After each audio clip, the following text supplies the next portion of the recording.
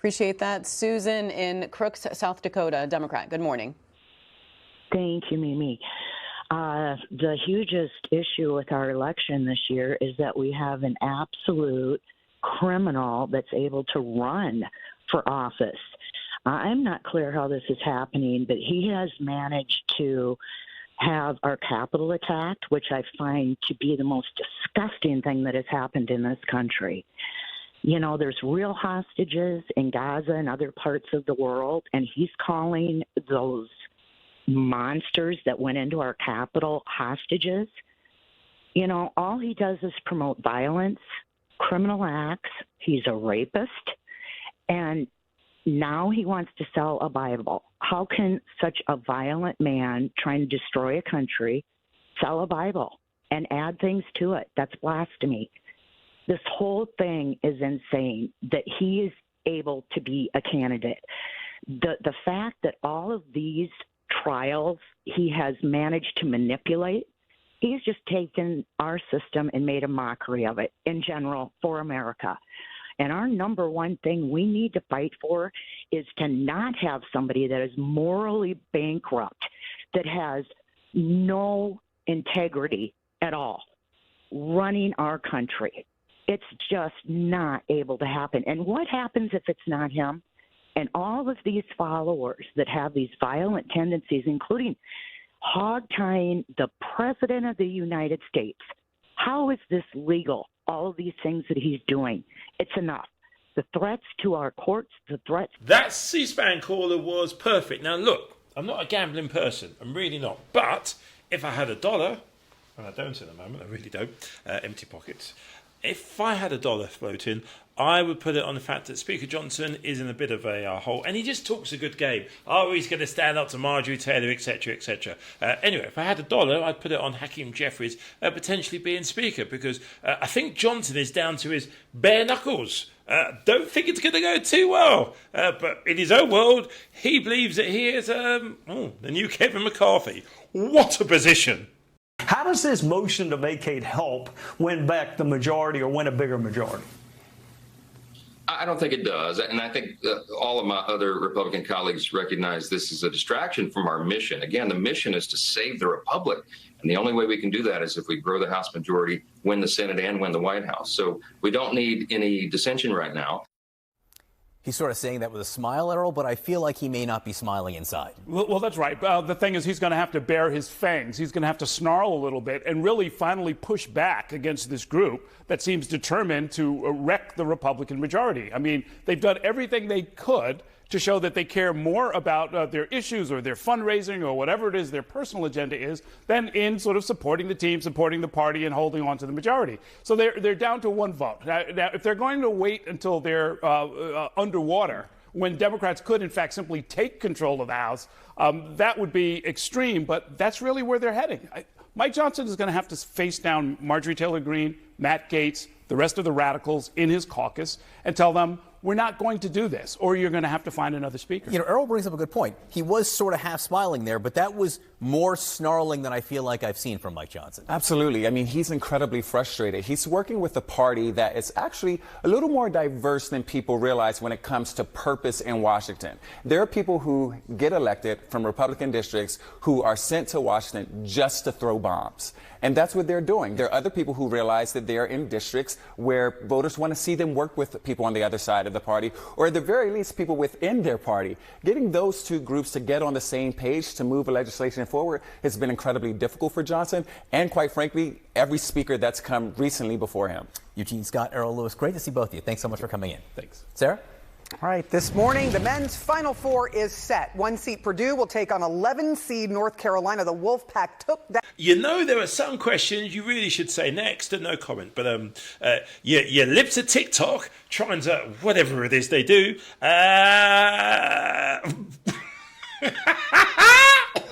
Sorry, I shouldn't laugh at my own joke. They're trying to define wokeness. Of our lives. It's in our kids' schools, it's on the college campuses, it is in the workforce, it is in the streets, it's when you go to the store. I mean, like, you can't do anything in peace without this wokeness being shoved down your throat wherever you go. So, do you have a question? I do. How do you define wokeness? Wokeness is the destruction of normalcy and how do you Ladies and gentlemen, the President of the United States. But now we have that gorgeous word. I never thought a word would sound so good. It's called corruption. I probably have a legal obligation, Mr. Attorney, to make a fortune. And that's one of the reasons I'm sitting here. I'd like to help. Could you imagine the treasure trove? My sons and my whole family, we are making a fortune. Millions of dollars. Tens of millions. But it makes it harder when stuff like this happens. Because you want to the United States. Always a bunch of suckers. Boo! Did you want to say something? Filth, swelling, muck, boo! All right. This is about me. This is what the end result is. Long may he reign! Long may he reign! The authority is total. And that's what it's going to be. Their world must be so incredible that, I don't know, getting up in the morning and doing a hard day's work is nothing to do with them. Being respectful and being decent and doing the best for your family, nothing to do to them. Just literally, let's wave a flag and threaten the life of a president. That's their career. That's what they're. I don't know if they're bitter or empty. Something must be going on. And it's not by accident that the Trump campaign or whatever came across this clip. It wasn't sent to them. Somebody didn't discover it. The Francos drove very slowly as the Trump cavalcade or circus was going by and made sure that the Trump circus spotted their truck. The Trump circus then posted it. The worst thing about all of this, and this isn't some Alex Jones nut jobs. No, it's all calculated. They want to hurt and maim a sitting president of the United States of America. Now just imagine for one moment this had been Ilhan Omar, or somebody related to Ilhan Omar, somebody Ilhan Omar knew. Imagine if she had posted a truck of Trump. Can you imagine? Where would it start? Where would it finish? Elon Musk would be making sure that all of the crackpots who've given him money, that their Twitter posts are pushed up the algorithm. Fox News would have gone non-stop. Breaking news, they would have interrogated anybody and everybody connected to Ilhan Omar. Yet the Francos think this is okay and nobody says anything. It really can't be. Look, the election's coming up. I've got no vote, no skin in the game, whatever, but I'm just the outside looking in. How is it acceptable that somebody is threatening the life of a sitting president and those at Fox just think, yeah? Everyone needs to tone down the rhetoric, the language, and, obviously social media has become a vehicle by which to bludgeon people. I just think at the end of the day, the former president, current president, and on down, all of us have a responsibility to check our language.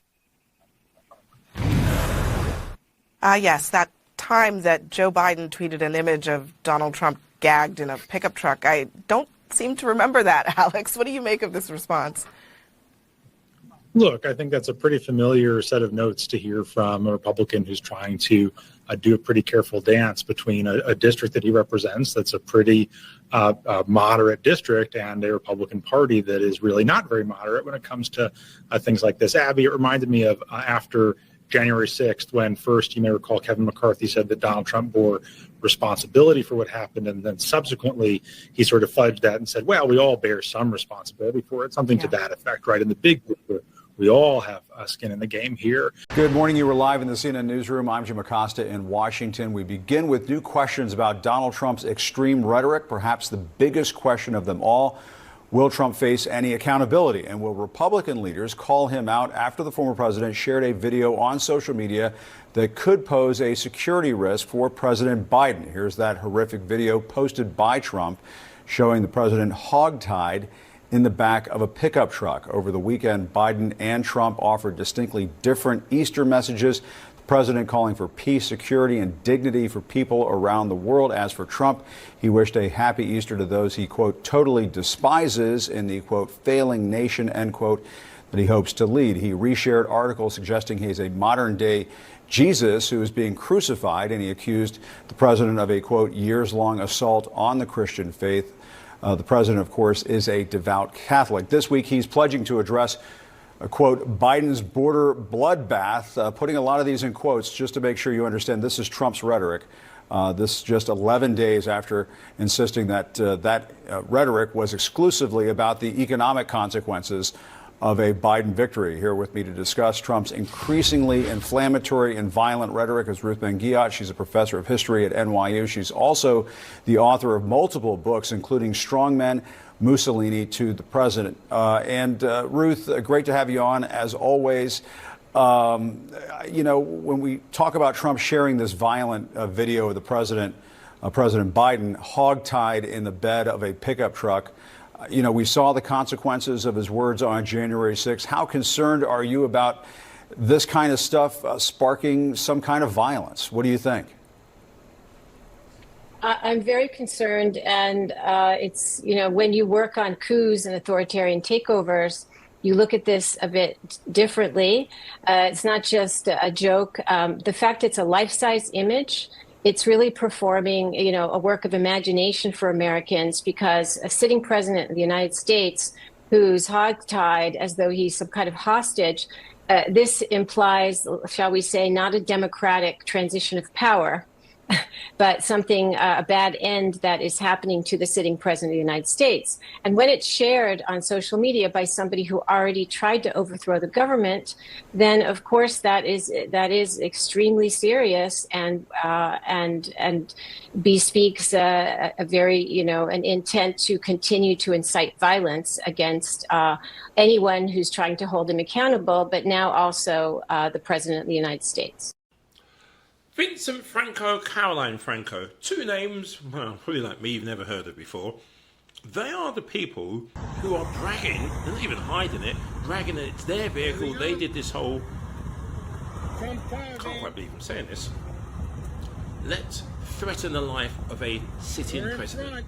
Let's put pictures off of him bound and just real vile stuff.